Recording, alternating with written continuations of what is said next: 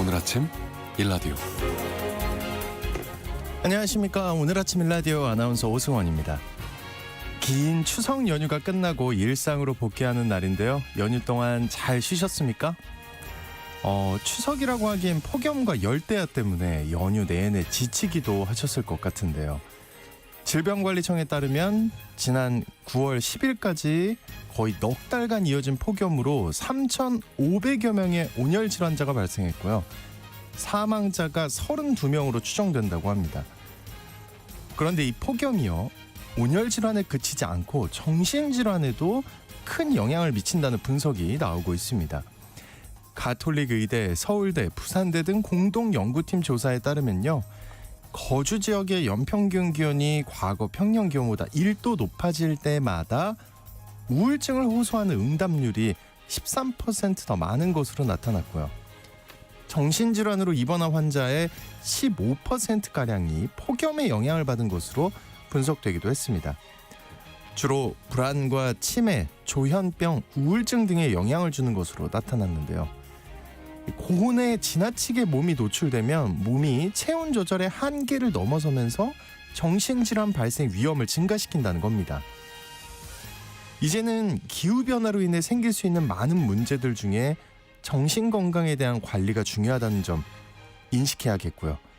실질적인 대책도 논의가 필요해진 것 같습니다. 9월 19일 목요일 오늘 아침 일라디오 출발합니다.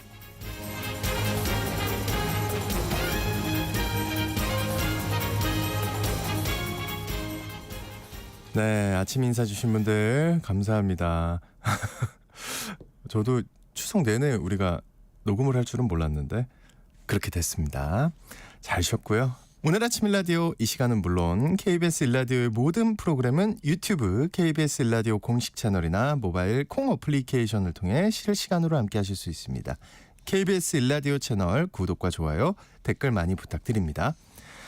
자, 오늘 농수산 이슈 시간에는요, 일본이요, 식량, 농업, 농촌 기본법을 제정을 했다는데 여기에 우리가 주목해볼 시사점이 있다고 해서 자세히 살펴보고요.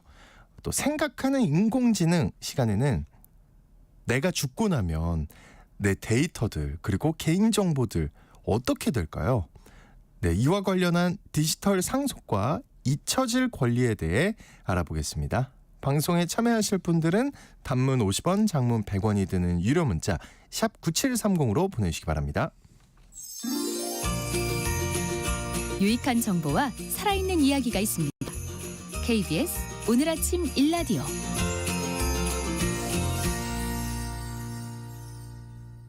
일본이 식량, 농업, 농촌 기본법을 25년 만에 개정했다고 합니다. 일본 농정헌법이라고 부르는 이 법은 식량의 안전 보장을 기본 이념으로 하고 있는데요. 오늘 농수산 이슈에서 이 법을 개정하는 게 어떤 의미인지, 우리에게 어떤 시사점이 있는지 알아보겠습니다.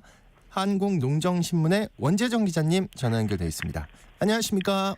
네, 안녕하세요. 한국농정신문 원재정입니다. 네, 추석 연휴 어떻게 보내셨습니까? 잘 지내셨죠? 네, 모처럼 긴 휴식 시간 보냈습니다. 근데 앞서 설명해 주신 것처럼 이번 추석 너무 더워서 찜통 추석이라는 어울리지 않는 단어 조합까지 나왔는데요. 맞습니다. 네. SNS에 전국의 추석 상황 둘러보니까 추석날 아침부터 에어컨을 켠다거나 추석 음식 해놨는데 상하지 않을까 걱정하는 마음, 이런 더위 이슈가 참 많았던 것 같습니다. 또 어제 제주도 농민분과 통화할 일이 있었는데요. 육지는 벼를 수확하고 과일 수확하는 수확기잖아요. 네. 제주는 겨울 농사를 준비하는 파종기라고 합니다. 파종하는 내내 더워도 너무 더웠다, 이런 얘기 들었습니다. 겨울 농사를 준비하는데 더운 거였잖아요, 그죠? 네. 아, 진짜 고생이 많으십니다. 자, 또 오늘 일본의 식량, 농업, 농촌 기본법이라는 게 개정이 됐다는 소식인데 분명 이 소식을 전해주신 이유가 있겠죠? 네, 일본에서 식량 안보의 중요성을 담은 식량 농업농촌 기본법이 25년 만에 개정돼 주목받고 있습니다.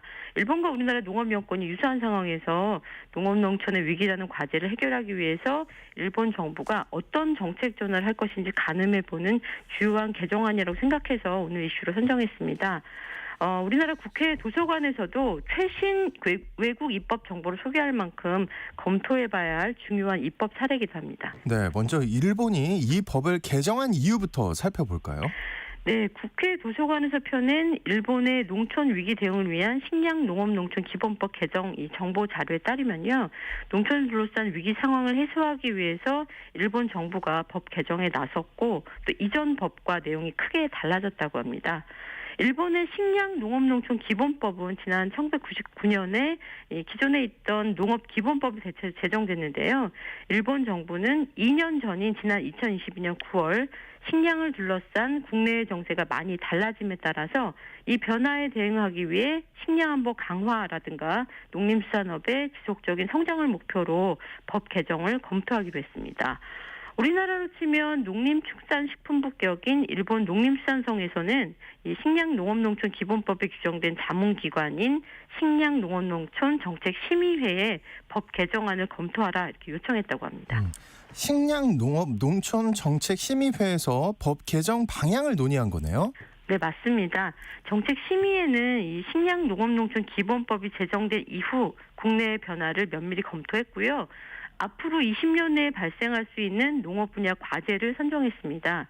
농업농촌 분야에 20년 내에 예상되는 문제들은 단지 일본만의 과제다라고 좁게 생각할 분야가 아니라는 점에 주목해야 하는데요.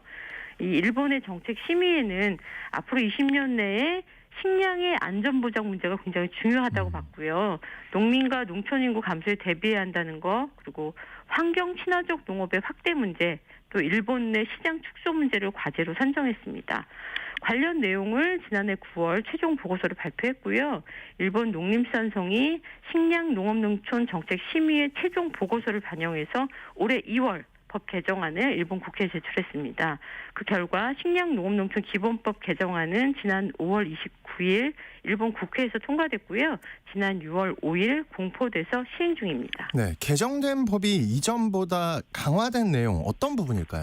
예, 이번에 개정된 식량농업농촌 기본법은 앞서 정책심의회가 제시한 20년에 발생할 과제에 대처하는 방향으로 전환이 됐는데요. 개정 전의 기본법은 비상시에 대해서만 식량 안보 다뤘거든요. 하지만 개정된 기본법에서는 이 평상시에도 식량 안보를 유지할 수 있도록 정부의 식량농업농촌 기본계획에 상시적 안보라든가 식량의 원활한 확보를 규정하고 있습니다.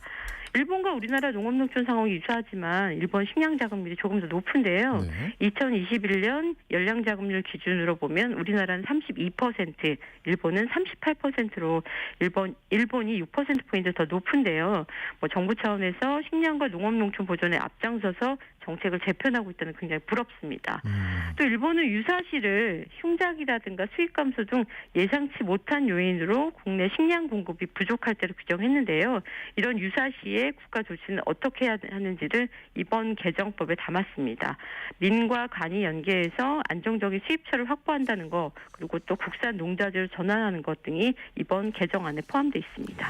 식량 공급에 문제가 되는 비상시뿐만 아니라 평상시에 식량 안전 보장을 강화한 게 특이점이라고 할 수 있겠네요. 네, 맞습니다. 이 식량을 생산하고 공급하는 생산 기반, 그 기초 체력을 강화하는 데 정책을 집중하는 것이 이번에 특별하면서도 의미 있는 정책 전환이다 이렇게 말씀드리고 싶은데요.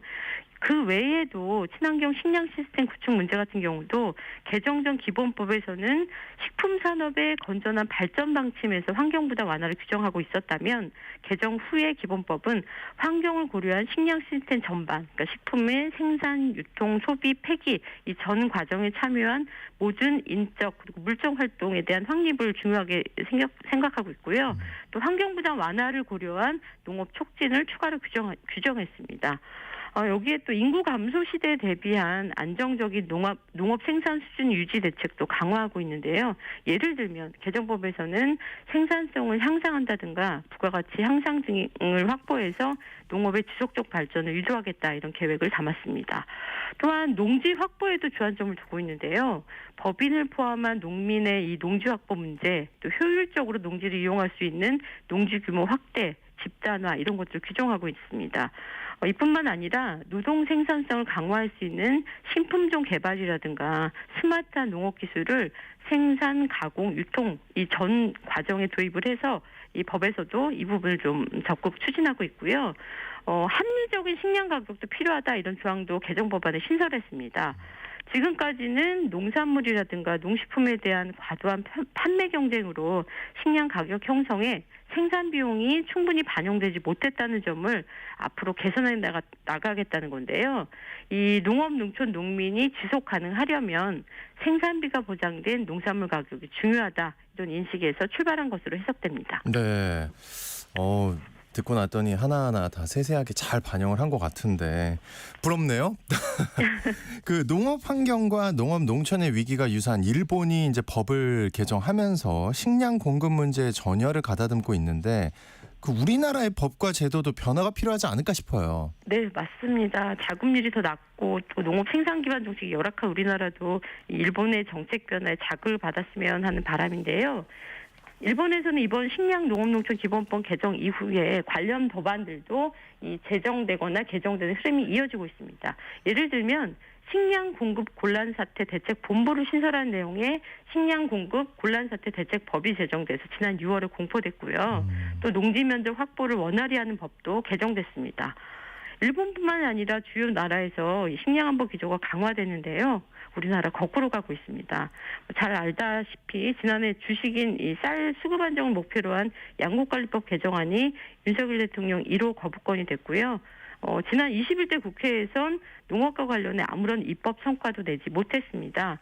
농지 면적 또한 2022년에 152만 8천 헥타르에서 2023년에는 151만 2천 헥타르로 계속 줄어들고 있는 상황인데요. 가장 근본적이면서도 중요한 식량 생산 기반이 쪼그라들고 있다는 점에 비춰서 우리나라도 이 식량 무기화에 대비하는 농업 정책 전환이 더 늦기 전에 마련됐으면 좋겠습니다. 맞습니다. 우리도 본격적으로 법과 제도에 대한 논의를 서둘러서 좀 했으면 좋겠습니다. 자, 농수산 이슈 지금까지 한국농정신문의 원재정 기자님과 함께했습니다. 오늘 말씀 고맙습니다. 네, 고맙습니다.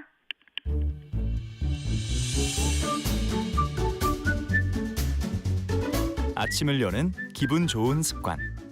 KBS 오늘 아침 1라디오.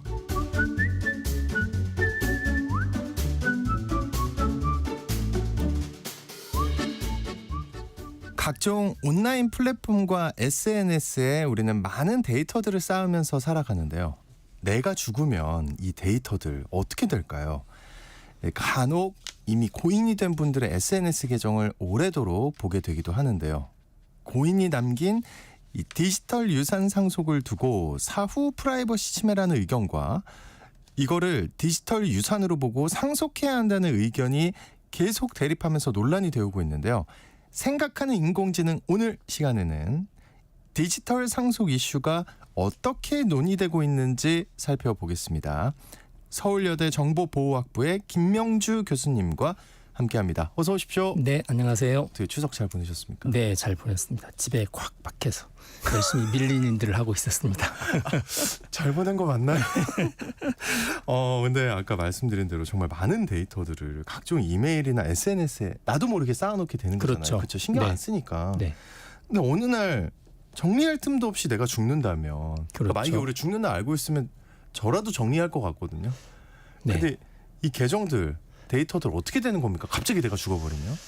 이게 이제 뭐 구글이라든지 뭐 몇 개 유명한 플랫폼들은 그 사람이 아주 장기간 안 들어오거나 아니면 이제 영원히 안 들어올 때 그 취하는 조치들을 만들어 놨어요. 근데 이제 그거는 본인이 미리 세팅을 해놔야 돼요. 그러니까 예를 들면 내가 죽거나 내가 1년 이상 안 들어오면 어떤 사람이 내 계정을 이제 관리할 수 있다. 이렇게 지정할 수 있습니다. 근데 이제 대부분의 사이트들은 그런 게 없죠. 잠깐만요. 그러면 지정할 수 있으면 그 사람한테 다 넘어가는 거고, 그럼 반대로 네. 내가 죽을 때 다 지워달라 이것도 되는 거예요? 가능합니다. 네, 다 가능하고 네. 일반적으로 이제 그런 거 준비 안 하고 그냥 돌아가시는 경우가 많잖아요. 그러면 이제 주로 약관에 따르긴 한데 우리나라나 뭐 외국의 경우도 대부분 유명한 몇 개를 빼고는 약관이 그 죽은 다음엔 어떻게 할 것에 대한 내용이 없어요. 그러다 보면 이제 회사에서는 무작정 기다리죠. 이 사람들이 왜 안 들어올까? 그러다가 이제 휴면 계정 처리가 되고 휴면 계정이 되는 경우에 이제 더 지나면 삭제하거나 어디에 보관을 하는데 보통 삭제하거나 보관을 해도 완전히 없애질 않아요. 그 계정 정보를 가지고 있어요. 왜냐하면 네. 사람이 오랜만에 또 다시 들어와서 뭐라고 하면 또 휴면 계정을 이렇게 살려주잖아요. 그러니까 살려준다는 이야기는 계정을 삭제하지 않는다는 이야기거든요. 그러니까 내가 만약에 죽으면 오랫동안 휴명계정 상태가 남아 있고 그 이야기는 내가 지금까지 활동했었던 모든 것들을 회사에서 갖고 있다라는 이야기죠. 아, 네. 그러네요. 그 이런 고인들의 계정이 그 숫자랄까요? 어떻습니까? 상당히 많을 것 같은데. 상당히 많죠. 예. 그 보통 이 페이스북 지금 메타라고 이름 바꿨는데 페이스북 같은 경우는 한 해에 돌아가시는 분의 계정이 170만 개? 170만. 네, 170만 개고 예. 만약에 이제 그걸 계산해 본 사람들이 있어요. 참 할 일이 없죠. 새로운 가입자가 없다는 조건 하에서 페이스북이 2100년이 되면 몇 명이 죽은 고인의 계정일까 해봤더니 거의 14억 개. 14억. 예, 14억 인구가 죽어가는 거니까 페이스북 가입자 중에서. 예. 그러면 뭐 이제 새로 들어온 사람이 있으니까. 네, 물론. 그래서 예. 2100년이 되면 페이스북은 사이버 공동묘지가 되는 거죠. 메타. 아니 네. 근데 그 페이스북 메타는 그러면 구글처럼 그걸 안 해놨나요? 아까 메타도 해놨습니다. 해놨어요? 네, 똑같이 해놨습니다. 아, 그래서 야. 이제 이게 예, 예. 사실 문제된 게 어떤 경우가 있냐면 어떤 사람이 죽었는데 유족들이 그 고인의 계정 정보를 달라고 하는 거예요. 회사한테. 유족들이 네, 그러니까 예를 들어서 예. 이게 2004년도에 한번 있었던 건인데 이제 미국에서 시작된 건데 이라크 왜 달라고 전쟁에 그러죠? 예. 이라크 전쟁에 아들이 참전했다가 죽었어요. 그러니까 그 당시는 이제 야후 계정한테 우리 아들이 썼었던 이메일 계정이나 이런 거 달라. 이제 고인의 정보들을 부모님들이 갖고 싶어서 그렇게 요청했던 건인데 원래 그 약관에 보면 뭐 여러분들이 쓰고 있는 것도 마찬가지입니다만 본인 이메일은 안 줘요. 그렇죠, 당연하죠. 네, 이메일 당연히 계정을 뭐 아무리 친한 아무리 사람한테 부모라도, 그렇죠. 네. 그래서 이게 이제 법적으로나 뭐 약관에 의해서나 주지 않는데 이게 이제 소송에 들어가면 또 상황이 다릅니다. 그래서 아까 그 이라크 전쟁에서 죽었던 군인의 유가족은 소송을 했어요. 달라고 소송을 해서 우리 아들 거니까. 네, 달라고 해서 이게 세 번째 대법원까지 갔습니다. 그러니까 이제는 지다가 그래서 대법원에서 판결이 나기를 줘라.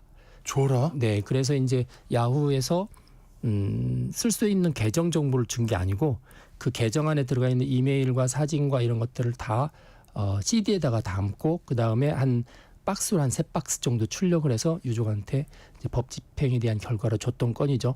잠깐만요. 네, 잠깐만. 그러니까 이게 당연하다고 생각할 수도 있어요. 네, 근데 저는 갑자기 무슨 생각이 들었냐면 내가 만약에 아들이에요, 제가. 네. 근데 원했을까 내가? 그러니까 너무 슬퍼하겠죠, 부모님은.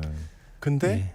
내가 거기서 막 이렇게 했던 그거에 물론 대해서 제가 뭐 정말 깔끔하게 삽니다만 네. 그거에 관해서 KBS 텔레비전에서 이전에 한번 투표를 한 적이 있어요. 그래요? 예, 시청자들한테. 요거 이제 디지털 영생에 관해서 한번 다룬 적이 있었는데 제가 이제 기획 단계에서부터 쭉 들어갔었는데 이제 특이한 게 뭐냐면 내가 죽은 다음에 내 계정을 가족들이 볼 수 있는 거를 허용하십니까? 과연 원할까요? 예. 원하지 않아요. 전 원하지 않아요. 예, 원하지 않아요. 예. 거의 대부분 원하지 않습니다. 그런데 만약 나의 잠깐만요. 거의 대부분은 어느 정도였어요? 그때 퍼센트가 나올 때 20% 미만이 이제 뭐 봐도 괜찮다. 네. 뭐 우리 부모님 봐도 괜찮다. 뭐 이러는 거고요. 거의 한 그때 이제 80%는. 부모님, 형제, 자녀 뭐 이렇게 나왔는데 형제들은 별로 싫어하더라고요. 무조건입니다. 네. 예. 그다음에 이제 어떤 게 반대의 경우가 있어요. 우리 가족이 죽었는데 말이 없이 죽었는데 내가 이 가족의 계정을 보기 원하느냐는 훨씬 더 많이 나왔습니다. 보고 싶다. 나는 안 되고. 나는 안 되고 네. 가족 거는 보고 싶다. 뭐 이런 것들이 있죠. 물론 또 그 마음도 이해는 네. 됩니다만. 네. 야, 이거 이게 우리나라에서도 있었어요. 옛날에 천안함 사건 있죠. 천안함 사건 때 이제 장병들이 많이 죽었잖아요.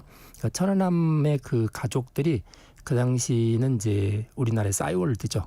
싸이월드가 그 당시 유행할 때니까 싸이월드에 있는 아들들의 계정 정보를 달라. 거기 있는 사진들을 받고 싶다. 뭐 이렇게 해서 막 요청을 했는데 못 줬어요. 네, 그래요? 계속 못 줬습니다. 우리나라는 네, 계속 못 줬다가 싸이월드가 이렇게 갑자기 이제 어느 날 폐쇄가 됐잖아요. 사용자들이 없어서. 그러다가 이제 새로운 회사가 그거를 팔로우를 해서 다시 열었습니다.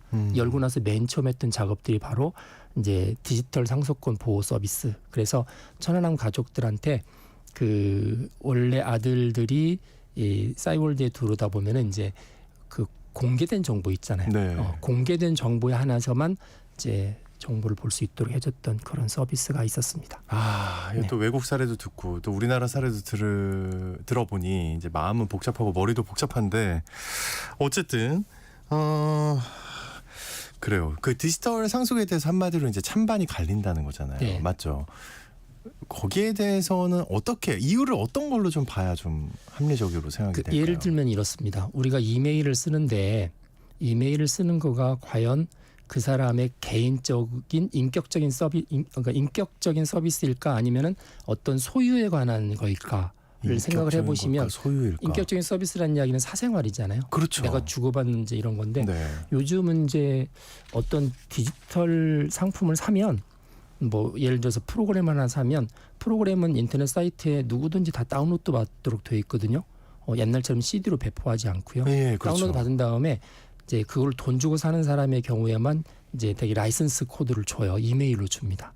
그럼 이제 라이선스 코드를 집어넣으면 그게 이제 돌아가는 거죠. 그렇지 않으면 돌아가지 않거나 일부 기능이 제한되거나 그렇게 되니까 이메일이 단지 어떤 사생활 정보가 아니라 그 사람의 그 재산이 왔다 갔다 하는 통로가 되는 거예요. 그러네요. 그러니까 어떤 1,000만 원짜리 프로그램을 샀는데 예를 들어서 회사에서 샀는데 내가 그 담당자에서 돈 1,000만 원을 회사 돈으로 지불하고 내 이메일로 이제 받았어요. 받아서 그걸 설치해야 되는데 갑자기 제가 사고를 당해서 죽었어요. 그 회사의 재산인데. 그 회사 재산인데 그 1,000만 원은 누구도 못 쓰는 거죠. 그렇게 물론 되네요. 이제 그 뒤에 이거 누가 주문했느냐, 죽은 사람한테 갔다 그러면 또 연락해서 다시 줘 달라 그렇게 할 수 있는데 이제 그런 공적인 경우는 그런 재산의 축적 과정이나 이동 과정이 드러나지만 개인이 샀던 게 있잖아요. 요즘은 이제 눈에 보이는 자산보다 보이지 않는 디지털 자산이 되게 많잖아요. 이제 그 자산의 가치들이 대개는 이메일 계정을 가지고 거래가 됩니다. 이메일 계정을 통해서 오기도 하고 이메일을 통해서 어떤 지갑도 만들고 뭐 이렇게 되니까 그 이메일이 과연 이게 단지 그냥 개인의 사생활에 관한 출구냐 아니면 어떤 자산이 왔다 갔다 하는 통로냐 이렇게 볼 수도 있는 거고요. 또 이제 이런 경우가 있어요. 본인이 SNS에서 많은 사진도 올리고 무슨 콘텐츠도 이제 장난삼아 만들었는데 이 사람이 죽은 다음에 유명한 사람이 된 거예요. 갑자기 어떤 사건 그럴 때문에. 수 있죠. 예. 그러면은 그 사람이 남겼던 많은 유사한 콘텐츠들은 갑자기 가격이 확 올라갈 수도 있죠. 맞네요. 뭐 이전에 보면은 이제 돌아가신 연예인이 이제 연예인 가족이나 그 소속사에서 그 계정에 속해져 있는 정보를 달라고 요청한 적이 있어요.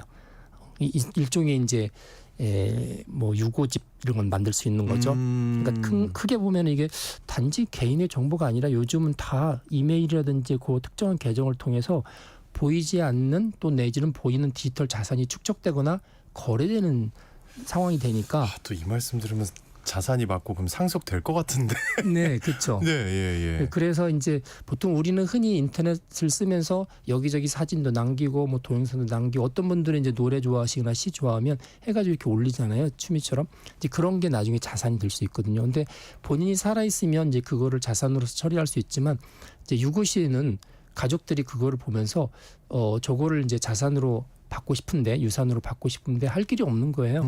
그러니까 이제 그 회사한테 우리 딸 아들의 계정을 달라 이러는 거죠. 되게 합리적으로 들리는데요. 이 모든 설명을 듣고 나니까 자산이 맞는 것 같고 이메일은 자산인 것 같고. 네. 그러면 그거는 누군가 어떤 상황이 닥쳤을 때 상속이 가능한 거니까.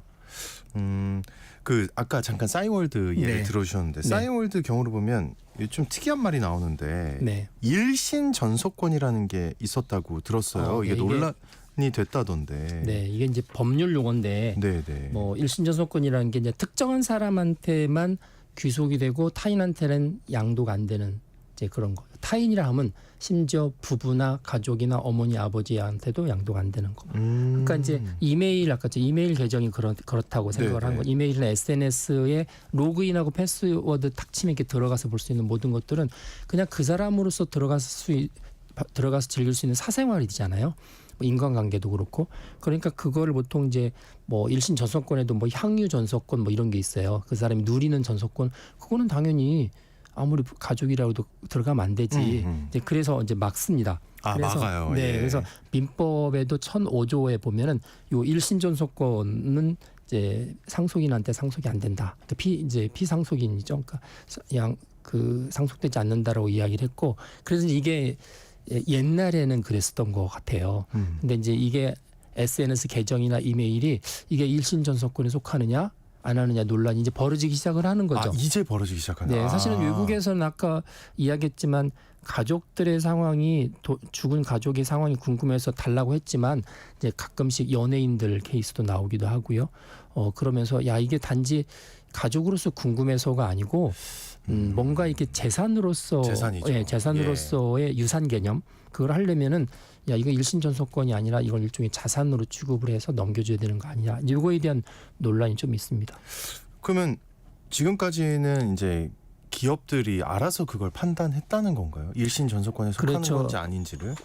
지금까지는 다 일신전소권이었죠. 아, 지금까지는. 네, 아, 예. 왜냐하면 약관에도 보면은 당사자 외에는 열어주지 않습니다. 아, 한 번은 이런 사건이 있었어요. 미국에 있었던 사건인데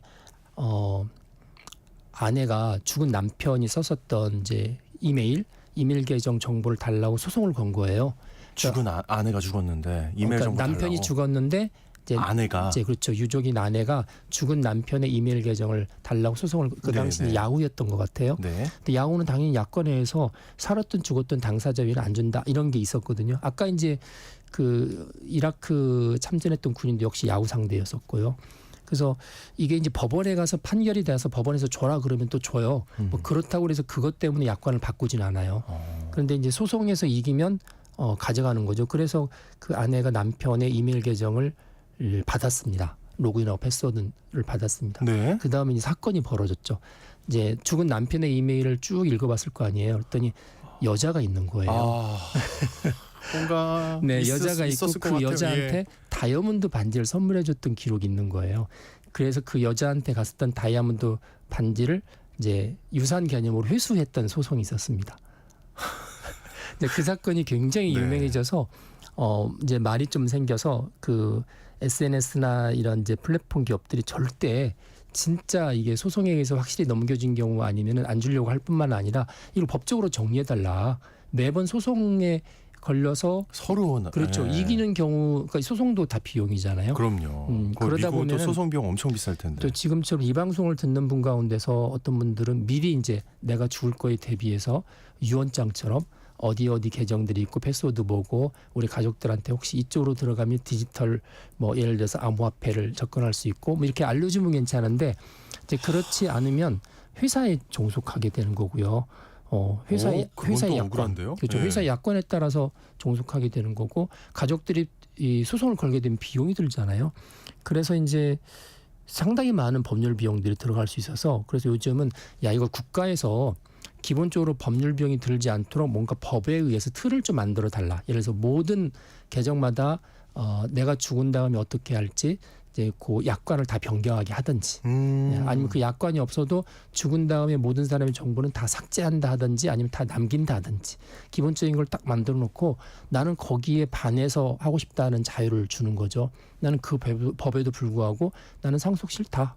난 넘겨주기 싫다 이럴 수도 있고 모든 법이 넘겨주지만 나는 넘겨주지 않겠다. 뭔가 이렇게 기본적인 틀을 만들어 놓고 움직이게 하는 게 맞지 이거를 어떤 SNS 어떤 플랫폼을 썼냐에 따라서 내 유산이 남겨지기도 하고 없어지기도 하고 하는 것 좀 문제가 있다. 왜냐면 많은 문제가 있을 것 같습니다. 네, 그래서 많은 법률 비용도 나오고 소송도 나오고 그래서 나중에는 변호사님들만 돈 버는 세상이 올 것 같아서 네, 이건 농담입니다. 네네. 네. 아 근데 말씀 듣다가 이제 제가 지금까지는 뭐 아까 얘기했던 그 케이스에 나왔던 뭐 다이아 얘기를 할지 이런 거에만 반응을 하다가 중간에 교수님이 잠깐 그 얘기 하셨잖아요. 암호화폐. 네. 와, 확 와닿는데요. 그렇죠. 요즘은 이제 네. 상품권도 다 디지털 상품권이잖아요.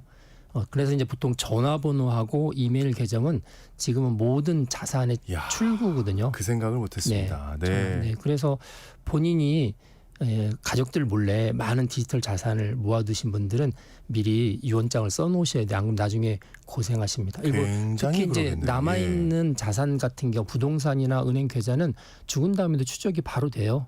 예, 우리나라에서는 이렇게 쫙 시스템이 잘 돼 있으니까. 근데 이 암호화폐를 비롯해서 많은 디지털 화폐나 이런 것들은 추적이 잘 안 됩니다. 이거 어렵죠. 네, 추적이 예. 잘 안 되니까 본인이 가지고 있는 것들은 본인이 죽는 순간에 다 사라질 수가 있어요. 네, 그래서 그런 것들도 미리 마련해 둘 필요가 있을 것 같고 또 이게 어떤 부분이냐면 내가 SNS나 이런 데 남긴 사진이나 이런 것들이 사실은 굉장히 큰 자산 그 자체예요.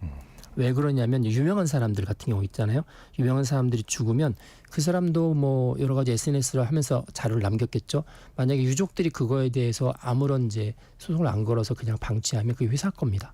그럼 회사는 일정 기간이 되면 이제 그거를 요즘 나오는 AI, 머신러닝 같은 데 이렇게 돌릴 수가 있어요. 돌리면 그 사람을 다시 살려낼 수가 있습니다. 디지털로. 세상에. 네, 다시 살려내서 그 예를 들어서 아나운서님의 목소리가 이제 여러 군데 있을 거 아니에요. 네네. 이제 그것들을 다 처리 안 하고 이제 법적인 이제 권리 문제 처리 안 하고 그냥 돌아가시게 된다면 이제 어느 회사에서 목소리를 학습을 시켜서 이 다음부터 고 아나운서의 목소리로 많은 영업들을 할 수 있는 거죠. 네, 영업들을 할 수 있습니다. 아까 메타가 네, 그 거대한 디지털 공동묘지다 이러셨잖아요. 네, 네.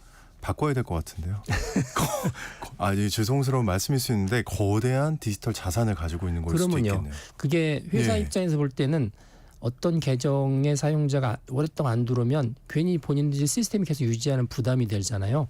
부담이 되지만 크게 보면 이제 뭐 엄청나게 많은 일종의 이제 디지털 페르소나라고 하는데 네. 그 사람에 관한 엄청난 사람에 관한 데이터를 갖고 있는 거예요. 요즘 데이터 갖고 있는 게 최고잖아요. 그 돈이죠. 그리고 나중에 유족들이 이거 우리 가족에 돌아가신 분의 것이다라고 주장을 해도 그걸 만약에 10년간 유지했다면 그 회사도 그 데이터를 유지하는 데 기여한 게 있어요. 그렇겠죠. 뭐 그렇죠. 서버 그래서- 비용이랄지. 예. 그래서 완전히 가져갈 수가 없는 거예요.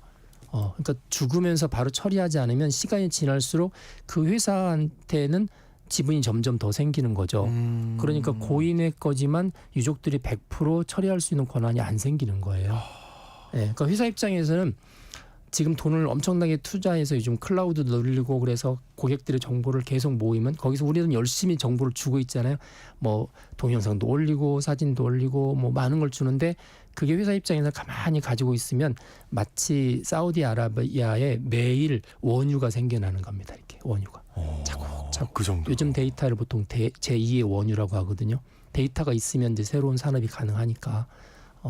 그래서 이 모든 데이터를 여러분들이 그 뭐 구글이나 뭐 인스타나 이런 데다가 이렇게 기부하지 마시고 어떻게 할 건지에 대한 거를 좀 잘 미리 활동하실 때부터 챙겨놓는 게 지혜다라는 생각을 합니다. 이 생각도 못 하고 있었거든요, 사실. 네. 와. 근데 또 이런 생각이 들기도 합니다. 뭐 당연하겠지만요. 아까 다시 그 미국의 그 다이아몬드 사건으로 돌아가 보면 너무 다이아몬드에 필이 꽂히셨고요. 아니라고 하지 않겠습니다. 네. 예. 사실 우리나라도 이렇게 부부간의 계정을 열어주면 굉장히 많은 문제가 생길 수도 있을 것 같습니다. 무조건일 것 같고요. 네. 근데 이제 그 사건으로 돌아가 보면 근데 무조건일 것 같은데 그 남편은 네, 그 고인이 된 그 남편은 당연히 원하지 않았겠죠. 그렇죠. 내가 만약에 그건 말이 안 되지 않습니까? 그 똑같은 사람은 문제가 바람을 피던 발생한 게요. 사람이었는데. 예. 싸이월드에 보면 일촌이라는 게 있었고 예. 관심일촌이라는 게 있었습니다. 혹시 기억하세요? 기억해요. 관심일촌이 좀 더 친한 맞아요. 그렇죠. 네, 네. 일촌에 보통 부모님 안 넣어요. 저 아예 부모님이 예. 계정이 있거나 뭐 청지도 안 만약에 했죠. 있다면 절대 안 그러면 넣죠. 이제 일촌 공개라는 게 있거든요. 일촌들한테만 공개를 하는 거예요. 그래서 공개된 정보를 유족한테 넘겨준다고 그럴 때 원래 그 유족은 이 사람이 살아 있으면 일촌에도 안 넣었을 사람이에요. 맞네요. 근데 왜 그걸 공개된 정보라고 유족한테 넘겨줘요? 그래서 그거를 사실은 돌아가신 분한테 물어봐야 되는 거잖아요. 근데 돌아가셨는데 대답이 안 됐거든요. 근데 이제 싸이월드에서 이제 그런 거를 새로 도입하면서 한쪽에서 좀 부담스러운 거죠. 이게 다 소송 걸리면 다칠 수가 있어요. 그래서 이제 빨리 그 당시에 입법부인 국회한테 우리나라도 디지털 유산법을 만들어 달라. 만들어져야 싸이월드가 소송 걸려도 이길 수가 있으니까. 그래서 사실 또 그게 좋은 방향이죠. 그럼요. 그래서 필요한 이제 거고. 현재 우리나라의 이제 보통 8대 핵심 과제, 지금 정부의 8대 핵심 과제 가운데서 요 디지털 유산법에 관한 논의가 들어가 있습니다. 원래는 이제 제가 이전 한 2년 3년 전에 국회에서 어느 국회의원분들한테 요거를 만들어야 된다고 말씀을 드렸고 그다음에 세미나도 한 적이 있었고 만들 것처럼 하셨는데 못 만들어졌어요. 근데 왜 그러냐면 법이라는 게 몇 사람이 똑똑하게 미리 알았다고 그래서 법을 만들면 안 되고 국민적 공감대가 돼야 됩니다. 항상. 그러니까 이 국민적 공감대가 안 되는데 국회의원 몇 분이 똑똑하게 법을 탁 만들면 이게 법 집행에서 굉장히 많은 문제가 생기거든요. 그래서 이제 그 당시로서는 역시 이게 이제 전체 시민의 보통 새로운 디지털 의식이 안 되면 법이 좀 뒤따라가는 게 맞겠다는 생각이 들었는데, 그래서 이제 오늘 방송에서 이 말씀을 드리는 이유는 입법을 위한 사전 포석. 이렇게 거기까지 보셔도 그리고 잘 되고 있는 것 같습니다. 8186님이 처음 디지털 상속이라는 용어를 접한다. 좋은 정보 감사하네요 하고 보내주셨고, 디지털이 원유다? 이렇게도.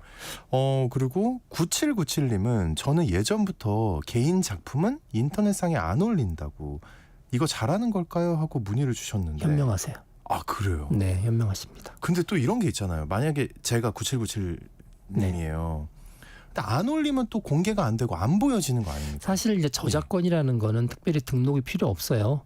등록이 필요 없는데, 그래서 인터넷상에 올리면 올린 그 날짜가 본인이 저작권을 그냥 자동적으로 부여받는 시간이거든요.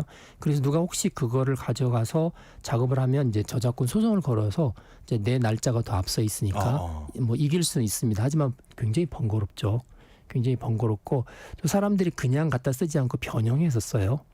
변형해서 쓰면서 이제 이게 유사하냐 안 하느냐 또 재판 들어가면 또 법률 비용이 드니까 보통 친한 사람들 아니면 보통 일반인들한테 공개는 사실 잘 안 하고요. 그러시려면 이제 미리 이렇게 전시회도 한번 하시고 책 같은 거 잘 내시고 뭐 이렇게 하신 다음에 인터넷에 올리는 게 이제 법적인 거에 있어서는 좀 더 싼 비용이 덜 드는 방법이다. 이야, 또 그런 식의 접근은 또 생각을 못 해봤습니다만 말씀 듣고 보니까 9797님 도움이 되셨길 바라겠고요. 어쨌든 법이 지금 이제 공감대가 형성되고 공감대가 형성이 되고 또 이제 좀 더 무르익으면 이제 그 다음에 입법이 가능할 수도 있다는 거잖아요. 제가 듣기에는 굉장히 좀 빨리 입법이 돼야 될 것 같은데. 그렇죠. 이 부분들은 사실 SNS나 이런 걸 안 하시는 국민도 많잖아요. 많기 때문에 전체 국민이 공감한다는 시간대를 얻기가 쉽진 않아요. 그럼요. 오히려 입법하면서 이제 알리고. 공론회장을 만드는 게 맞죠.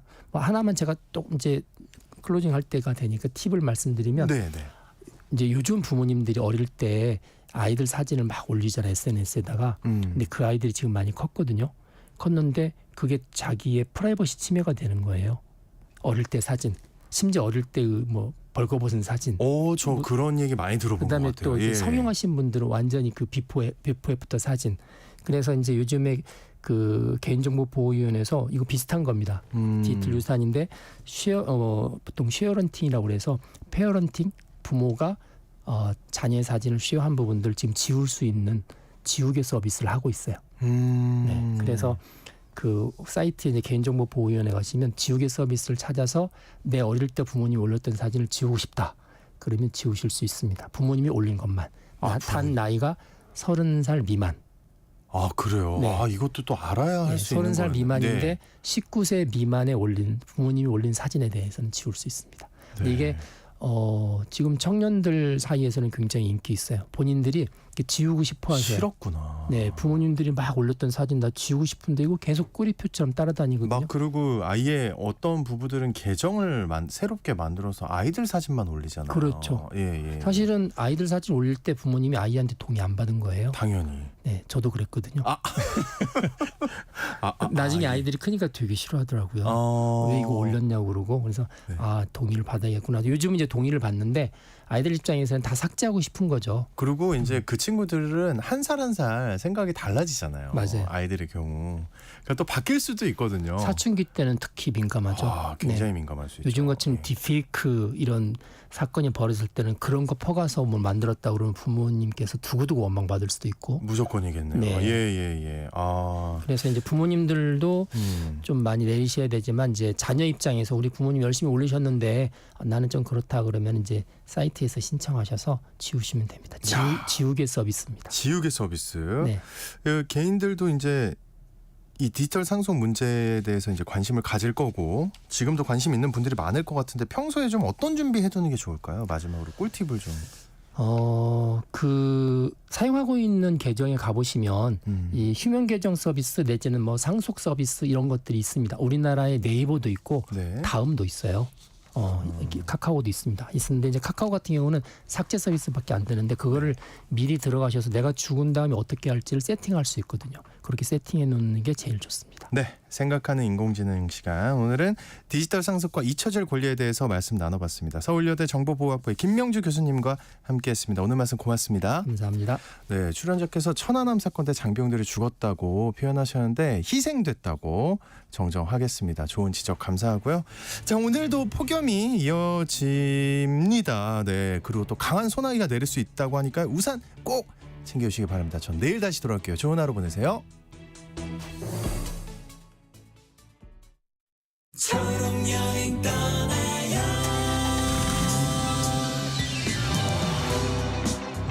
희진 씨는 지난 8년 동안 고향에 갈 수 없었습니다.